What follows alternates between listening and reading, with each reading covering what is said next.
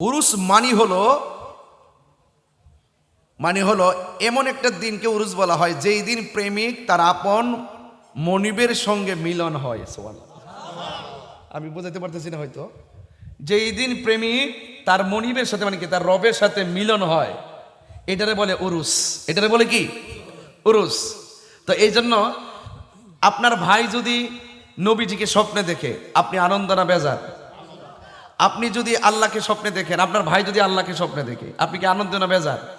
তাইলে যেই সময় প্রেমিক তার আপন তার স্বীয় মাহবুবের সাথে যখন মিলিত হয়, এই খবরটা শুধু আমাদের জন্য না, সারা পৃথিবীর আশেকদের জন্য আনন্দ। কথা কোন ঠিক কিনা? এটার নামই উরুস। এর জন্য 38 বছর পরেও শাহ সুফি ইয়াকুব আলী শাহ রহমাতুল্লাহ আলাইহির স্মরণে যে মাহফিল, এই উরুস মোবারক চলতেছে। এই উরুসটা যত গভীর রাত হয় ততই দেখি একটা প্রেমের খেলা হয়। কথা কোন ঠিক কিনা? এই গরমের ভিতরে আপনারা যেভাবে কানায় কানায় গাছতলায় বাসতলায় বসে আছেন, আপনারা জবান খুলে বলুন, আমরা ওলি আল্লাহর পথে থাকতে চাই কি চাই না? ওলি আল্লাহর আদর্শ গ্রহণ করতে চাই কি চাই না? এবং আল্লাহ পাক যে কাজগুলো আমাদেরকে করতে বলেছেন আমরা করতে চাই কি চাই না? আমার মা বোনদেরকে বলবো সরে, এখানে আমাদের নাজমুল ভাইও আছেন, আরও অনেক অতিথিরা এখানে আসছেন। আমি সবার নাম হয়তো বা নিতে পারলাম না, আন্তরিকভাবে দুঃখ প্রকাশ করছি।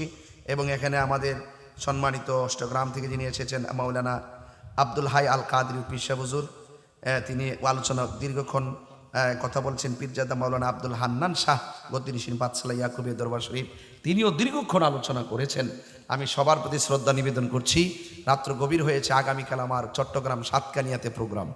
এখান থেকে আমাকে চট্টগ্রামের উদ্দেশ্যে রওনা দিতে হবে। তো যাই হোক, আমি দিনের বেলা ছিলাম নরসিংদী প্রোগ্রামে, দিনে প্রায় খণ্ড প্রায় 6-7টা প্রোগ্রাম শেষ করে এখানে আসছি। তো যাই হোক মায়ের আমার, সব কিছু মিলে আল্লাহর অলিরা রওজা মুবারকে জিন্দা না মরা?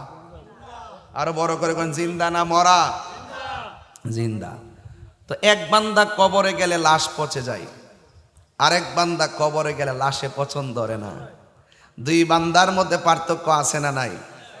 আর এই ফ্যানটা আরেকটা এদিকে নেন, না না উপরে উঠবে না, একটু এদিকে নিলে চলবে। হ্যাঁ ভাইয়ের আমার, আল্লাহর অলিরা রওজাতে জিন্দা না মরা? তাইলে আল্লাহর অলিরা এক বান্দা কবরে যাওয়ার পর পচে গেছে, আরেক বান্দা কবরে যাওয়ার পর তার পিঠের নিচে জান্নাতের গালিচা পেয়ে গেছে। এই দুই বান্দার মধ্যে পার্থক্য আছে না নাই? পার্থক্যটা হলে এক বান্দা দুনিয়ায় থেকে আল্লাহর সঙ্গে নাফরমানি করেছে, আরেক বান্দা দুনিয়াতে চললে আল্লাহর সঙ্গে প্রেম নিবেদন করেছে। এই জন্য মাল্লাহুল মাওলা ফালাহুল কুল, যেই ব্যক্তি আল্লাহর হয়ে যায় সারা পৃথিবী তার হয়ে যায়। এই জন্য যুবক ভাইয়ের আমার, শরীরের বডির যত্ন তো অবশ্যই নেবেন, চেহারার যত্ন তো অবশ্যই নেবেন, গায়ের উপরে ভালো জামা তো অবশ্যই পরবেন। কিন্তু মনে রাখবেন, আপনার কলব নামের একটা জায়গা আছে। বান্দা যখন একটা গুনাহ করে, ওই কলবে একটা কালো দাগ পড়ে যায়। দুইটা গুনাহ করলে দুইটা কালো দাগ পড়ে যায়। বান্দা এই কলবটাকে যদি পরিষ্কার রাখতে হয়, গিজাউল কালবে জিক্রুল্লাহ, কলবের খাদ্য হলো আল্লাহ পাকের জিকির। জোরে কন্যা সুবহানাল্লাহ। আপনি ওলি আল্লাহর জিন্দিগি তালাশ করে দেখেন, শুধুমাত্র জিকির। জিকির করলে কি হয়? আল্লাহ বলছেন ফাজকুরুনি আযকুরুকুম ওয়াশকুরুলি ওয়ালা তাকফুরুন। আল্লাহ বলছেন তোমরা আমাকে স্মরণ করো, আমি তোমাদেরকে স্মরণ করব। আমরা আল্লাহকে স্মরণ করি নামাজের মাধ্যমে, আমরা আল্লাহকে স্মরণ করি রোজার মাধ্যমে, আমরা আল্লাহকে স্মরণ করি ইবাদতের মাধ্যমে। আল্লাহ আমাদেরকে স্মরণ করবেন আমাদের গুনাহগুলো মাফের মাধ্যমে। যদি বলুন না সুবহানাল্লাহ। তাহলে একটা কথাই বারবার বলছি, কলব যদি ঠিক থাকে, মনে রাখবেন আল্লাহ পাক কাহারও চেহারার দিকে তাকায় না, আল্লাহ পাক কাহারও ড্রেসের দিকে তাকায় না, আল্লাহ পাক তাকায় বান্দার অন্তরের দিকে। অন্তর যদি ঠিক থাকে, কবর গেলে লাশের মধ্যে পছন্দ ধরবে না।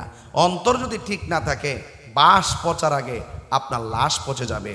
তো আপনিও বান্দা, শাহজালাল ইয়ামানী রহমতুল্লাহ আলাইহিও বান্দা। এখন আসুন না একটু প্রশ্ন করি, ও শাহজালাল, আপনি চলে গিয়েছেন 750 বছর হলো, এখনো আপনার নাম বাংলার ঘরে ঘরে আছে। তার কারণটা কি? 100 বছর আগেই তো আমাদের দাদার বাপরা চলে গেছে, তাদের কবরের চিহ্ন জামালপুরে খুঁজে পাওয়া যায় না। বাপ চলে গেছে বহুত বছর আগে, কবরের চিহ্ন খুঁজে পাওয়া যায় না। ও বাবা শাহজালাল, আপনার নাম 750 বছর পরেও কেন জামালপুরের ঘরে ঘরে? ও ইয়াকুব আলী পীর সাহেব হুজুর, আপনার নাম কেন জামালপুরের ঘরে ঘরে? তিনারা বলছেন আমাদের অর্থ নাই, আমাদের অর্থের বাহাদুরি ছিল না, সম্পদের বাহাদুরি ছিল না, কণ্ঠের বাহাদুরি ছিল না, অর্থের বাহাদুরি ছিল না। একটা বাহাদুরি আমাদের ছিল, আমরা আল্লাহ এবং রসুলের প্রেমে নিজের জীবনকে কুরবান করে দিয়েছি। এটা কুরবান করে দিয়েছি বলেই আমরা চলে যাওয়ার পরেও আমাদের রওজা জিন্দা রয়েছে। আপনারা জবান খুলে বলুন, আল্লাহর অলিরা রওজা মুবারকে জিন্দা না মরা? এই ক্ষমতা নবীদেরকে দিয়েছে কে? অলিদেরকে দিয়েছে কে? মোমেনদেরকে দিয়েছে কে? এই জন্য যুবক ভাইরা আমার, বাস পচার আগে যেন লাশ না পচে, এখনই কিন্তু সময়। দুনিয়ার উপরে চললা আল্লাহ বলছেন ইয়াউমা তাবিয়াদ্দু বুজুহু ওয়া তাসওয়াদ্দু বুজু। ওই হাসরের ময়দানে কাহারো চেহারা নূরে আলোকিত হবে, আবার কাহারো চেহারা অন্ধকার হয়ে যাবে। এখনই তো প্রশ্নের অবতারণা হয়, কার চেহারা আলোকিত হবে, আবার কার চেহারাটা পূর্ণিমার চাঁদের মতো আলোকিত হবে, কার চেহারা অন্ধকার হবে। আসুন একটু দেখি, আল্লাহ রাব্বুল আলামিন ওই সমস্ত চেহারাগুলো আলোকিত করবেন যারা 5 ওয়াক্ত নামাজ পড়ে, ওই চেহারা আলোকিত করবেন যারা রমজানে রোজা রাখে, ওই সমস্ত চেহারা আলোকিত করবেন যারা মা বাবার সঙ্গে ভালো ব্যবহার করে, ওই সমস্ত চেহারা আলোকিত করবেন যারা মানুষকে দান করে, সমাজের কল্যাণে কাজ করে, তাদের চেহারা আলোকিত হবে। আর ওই সমস্ত চেহারা অন্ধকার হয়ে যাবে।